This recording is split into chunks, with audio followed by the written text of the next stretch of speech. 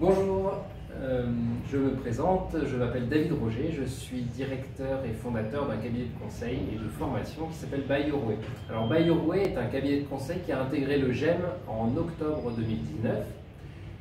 Nous sommes des spécialistes du sujet qu'on appelle la RSE, responsabilité sociétale des entreprises. Nous sommes même co-organisateurs du salon de la RSE sur lequel le GEM est donc parrain cette année.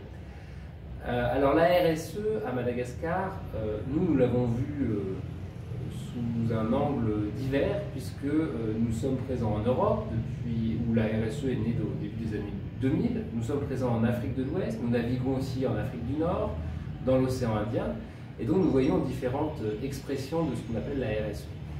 C'est encore un sujet qui a besoin d'être mieux compris à Madagascar.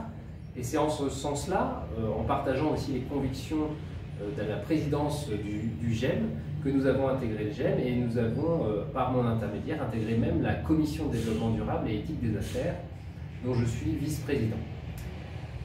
La RSE à Madagascar est encore peu comprise ou pas complètement comprise, au sens où souvent, dans les articles de presse ou dans l'expression qu'en font les services de communication dans les entreprises, on parle souvent, finalement, on confond souvent mécénat et RSE.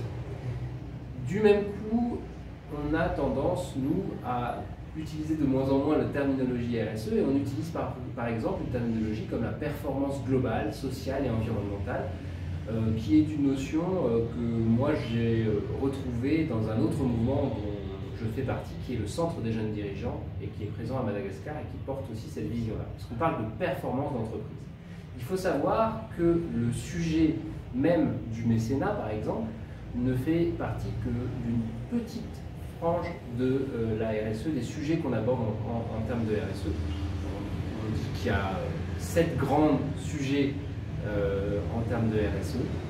Les sujets environnementaux, les sujets sociaux au sens des ressources humaines, les droits de l'homme, les relations d'affaires, l'éthique vis-à-vis des consommateurs, la gouvernance qui est centrale, et les sujets de relations aux communautés dans lesquels vient s'insérer les notions de mécénat.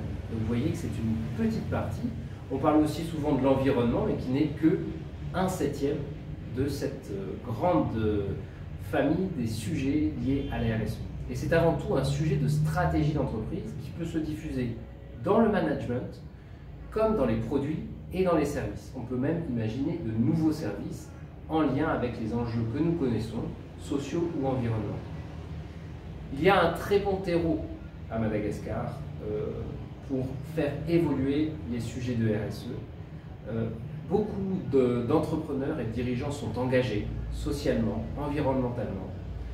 Et donc nous avons besoin de mobiliser, de structurer l'approche et la vision que le monde des entreprises peut porter sur ces sujets de RSE et de développement durable.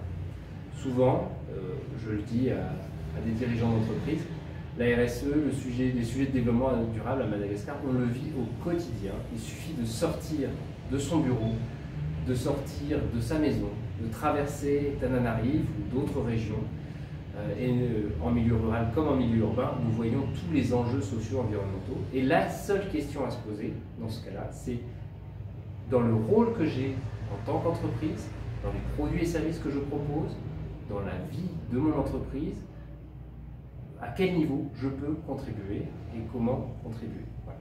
Donc c'était le message que je voulais passer.